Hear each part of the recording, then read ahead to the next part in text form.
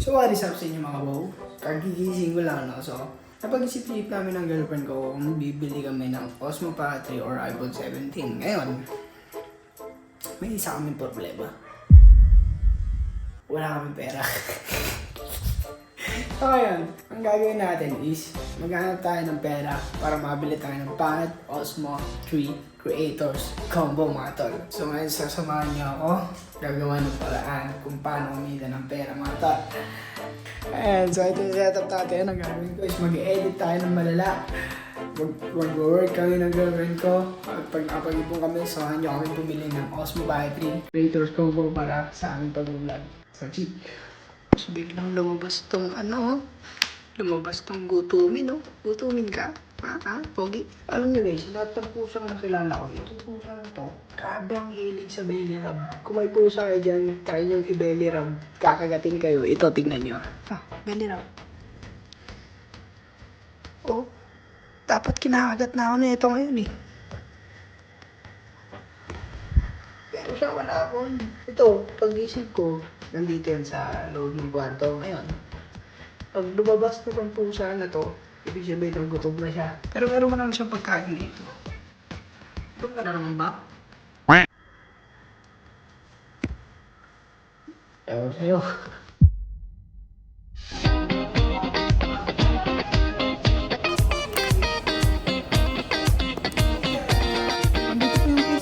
Asan? Dito sa loob.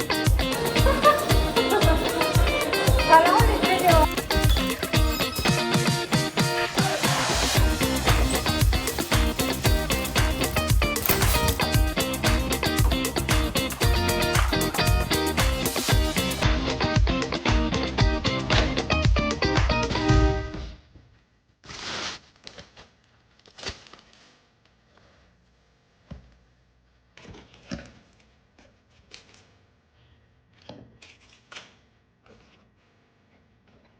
Ayan, so dahil nahirapan ako mag-video, mag-unbox tayo ng aking Osmo Pa 3 Creator Combo nga pre. So ano naman ito? Yung main bag, mamaya ito. Dito na ito sa side. Ano naman box? Yung manual, tapos ang kanyang case. Ayan, mga boy. Ito sa side niya. Makita nyo dito, logo niya, DJI. At yung texture niya is parang rubber. Sa loob naman is parang siyang foam. Next naman is ang kanyang pouch. So dito sa pouch na ito, nandito na lahat. Dito na ang kanyang mic. Dito kasi lahat eh. Makikita nyo kung ano yung included sa package na pinili nyo. So first things first. So first is, ano ba unahin natin? Okay, last natin yung mismo product. First is ang kanyang mini tripod. Sa paa niya merong DJI na nakalagay. Okay, ito ang aking kamay. Next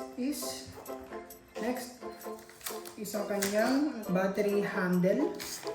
Ayan siya. Meron siyang Type-C sa taas na male, Type-C na female. Meron ding thread sa pinakababa. Ito ang kanyang pag-lock or pag-open. Next is ang kanyang mic.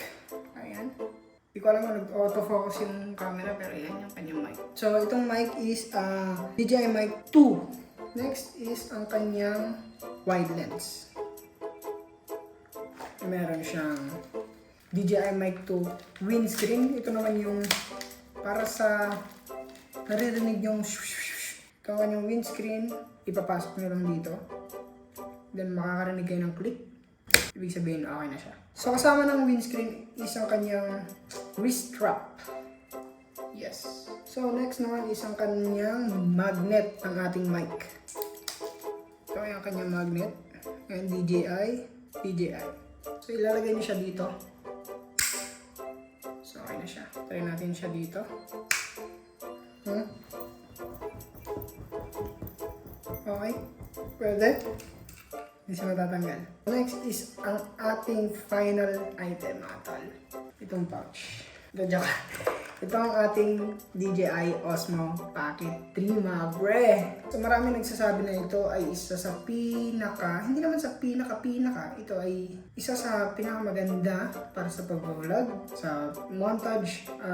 Pwede rin itong gawing pang-highlight sa mga weddings. So pag ito-charge nyo ito, gagamitan nyo siya ng 2.5 to Basta yun. So itong DJI Osmo Pocket 3 is meron na siyang 4K 120. Wow, taas ah. 2-inch portable screen with rotation control. So pag nirotate nyo to, mag-on siya. Next is ang kanyang 3-axis gimbal, which is pag ganito, at pag ganito.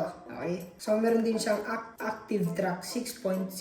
And meron siyang full pixel fast focusing. So makikita natin yung mamaya kasi itatry natin siya with this mic and susubukan din natin siya with this wide lens. So ito ay magnetic na pala. So sa Sony merong tinatawag na S-Log. Dito sa ating DJI Osmo Pocket 3 is merong D-Log naman. Meron din siyang stereo recording at syempre pocket size lang siya. So kung ilalagyan natin tong battery, ayan, dapat maririnig niyo yung dalawang click kasi kung hindi, yung isa sa kanila is naka-loose. Okay. Pag tatanggalin niyo siya, i-click niyo lang to. Next, ang kanyang battery handle. So ganun ulit. Okay. Ayan siya. Ayan siya paghahawakan. Okay. Tanggalin lang muna natin yung mga pinaka-satisfying na bagay dito. Okay. Yun lang. Try na natin siya. So, on natin. So, kailangan pa natin siyang i-set up. Ito, English. So, kailangan pa natin siyang swipe to skip. So, meron siyang tutorial kung paano siya gamitin mga tol. And yes, na SD card. Kunin ko lang yung SD card ko. Now, nakikita nyo ba? Nakikita ko mga tol. Ayun, tinatrack niya rin yung mukha ko mga pre. So, switch tayo in 3, 2, 1. Ayun, ending. Hindi ko alam gamitin. So, magre-research muna ako paano to gamitin. So, next vlog, try natin to. Alam nyo, matagal na namin pinapangarap to. Ilang beses namin sinabi sa isa't isa na darating din yung araw na mabibili natin yan. Kahit minsan parang, alam nyo yun, parang imposible. Pinanghawakan namin yung pangarap. Hindi siya dumating bigla. Dumaan sa pag-iipon, sa pagod, sa mga araw na gusto mo nang sumuko pero isang araw, napagtanto namin na hindi na siya pangarap lang. Nandito na, nakuha na namin. Kaya kung may pangarap kayo ngayon, huwag niyong maliitin. Simulan nyo lang. Pagtiyagaan nyo at sabayan nyo ng paniniwala.